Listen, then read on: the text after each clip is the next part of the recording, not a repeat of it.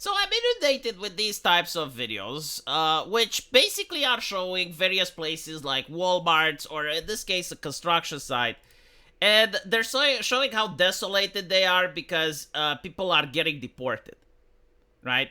And what's interesting is that on Twitter, at least, people are dragging the entire different conclusion than what the person uploading these videos want the conclusion to be, right? Because most want, oh look, Trump is destroying the economy, like Trump is creating chaos and devastation, because on this construction site, only 8 out of 3 guys showed up for work.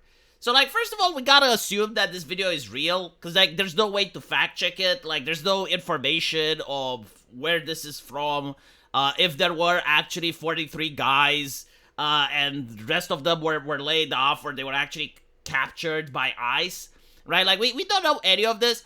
But, like, okay, fine, let's assume that this is the case. First and foremost, the people that are getting deported now, from my understanding, are the actual criminals. And I'm not talking about criminals as in being above the law while jumping the border fence. No, like they went in the country without a legal right to do so, and then while in the territory of the United States, they committed additional crimes.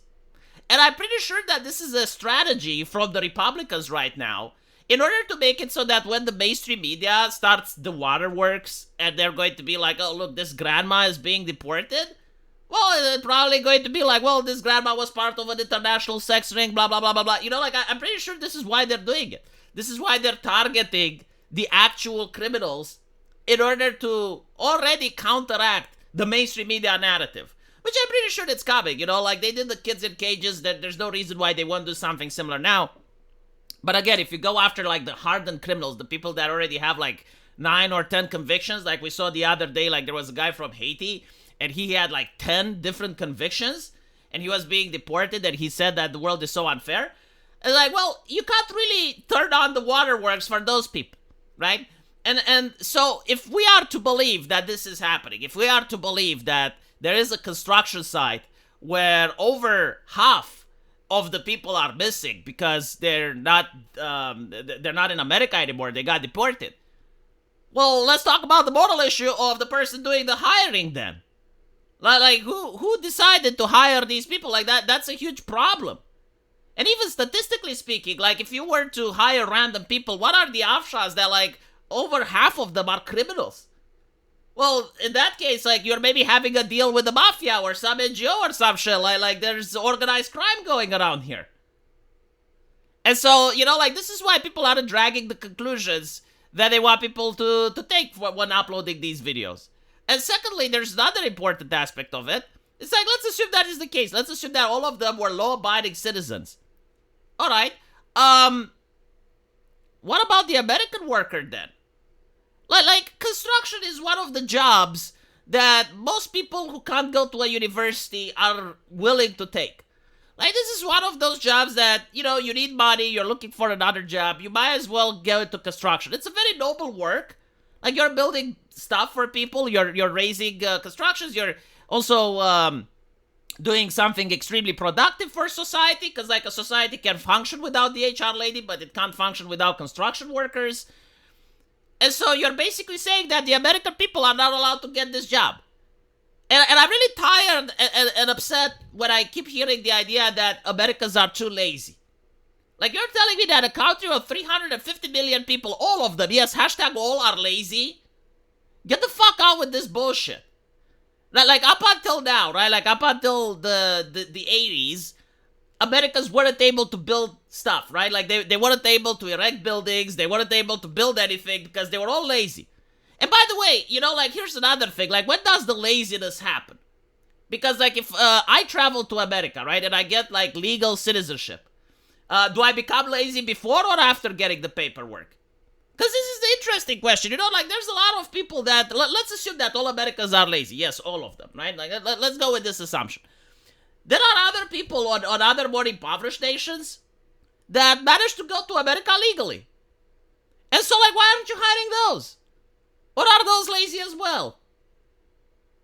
Like, the only way to be hardworking and not lazy, I suppose, is if you come to America illegally. And then you have, like, the energy, right? How does this work? And then you also have like the idea of competitiveness, right? It's the idea that, well, white people don't like being competitive. Like, first of all, it's not about white people, it's about American citizens. Don't let them move the argument, right? Like, there's a lot of people that are living in impoverished neighborhoods in the United States of different races that I guarantee to you would probably like the opportunity of working in construction. Because I know, like, I actually speak with some of them that are my subscribers.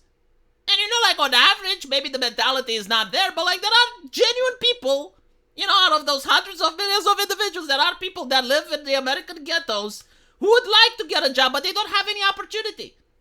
There's no jobs around them, right? So instead of, like, pressuring the construction companies to create, like, a hangar or a barrack or something, and then just go around and bust these people in so that they can have an honest work, which is what happens in other countries, by the way, and it's what probably happened in the past. Oh, but it's a little bit more expensive. Yeah, it's a little bit more expensive. You know, the cost of the building will go up a little bit. But at the same time, you're increasing the purchasing power of the Americans. You're helping people not just increase the purchasing power, but you're lowering crime levels too. Like, if people have a place to work, they're less likely to commit criminal activity. There are entire cities in the United States, by the way, like Tucker Carlson even had the video about this, where those cities relied on a mine or they relied on a factory. And once that factory or mine was closed, like, the entire cities are like desolated wastelands. And the few people that live there, they're basically saying, it's like, look, we would like to work. We would like to have a job, but there's no opportunities around. Like, there's no stores, there's no businesses. The only thing that exists here is drugs and welfare. And so, like, why aren't you reaching out to those people? Again, like, I'm pretty sure, like, the mentality overall, let's say, like, 70% of them don't want to work. But, like, 100? Really? Like, it's like a full, like, no one wants to work. You go into an American suburb and you literally cannot find anyone that wants to work. And then it's the competition aspect, right? It's like, well, they will try to frame it around race, and they will say it's like, white people don't want to compete. It's like, that's not the point, right? Like, the idea is that, why is it fair for the Indians to only compete with the Indians, the Colombians to only compete with the Colombians, the Chinese to only compete with the Chinese, but the American worker has to compete with the rest of the world? How does that make sense? Why is it fair? Like, if you're born in America, why do you have to compete with the entire population of planet Earth? And by competition, it doesn't necessarily mean making a better product. It can also mean making a mediocre product for cheaper. Like, that's also an issue, right? It's like, okay, so I need to pay my taxes to Uncle Sam. I need to live in Uncle Sam's world where the prices are high. And then you have, like, someone else coming from a different country, and they're willing to work for half the wage I have. How can I compete with that? You know, they're talking about slavery is bad. Like, they accuse Trump of being a white slaver. How is this not part of slavery? Like, you're not only just doing this, but you're brain draining or workforce draining other nations. Do you know how difficult it is in Romania to find a construction worker now and how expensive they are? Because all of them went to the European Union, to other nations to work there for more?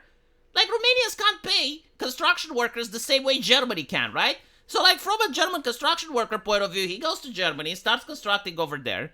And meanwhile, when I need something constructed, well, I need to pay extra. I need to pay a phenomenal sum, or I need to be placed on a waiting list for like 6, 7, 8 months until a construction company gets some people that are free. And then when you finally do build the construction, you realize that the people there, they're not as qualified, they're not as good because all the good and skilled people went to Germany. Like, that's another conversation that I don't see it pop up. Well, why don't people talk about that? You know, why don't you talk about the nations that lose the workforce? Well, apparently, like, if the workforce, if this is true and they're all, you know, like, deported because they also committed criminal acts while in the United States, maybe they're happy that they lost this workforce. Who knows? Let me know what you guys think, though. And as usual, I will see you in the comment section. Take care.